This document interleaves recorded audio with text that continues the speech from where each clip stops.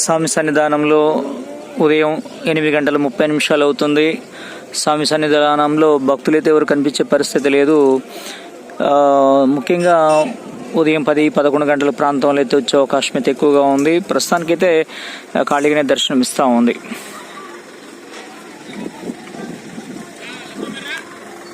ఇక్కడ అప్డేట్ అందిస్తున్నటువంటి శ్రీ తరం భాస్కర్ ఎర్రవరం.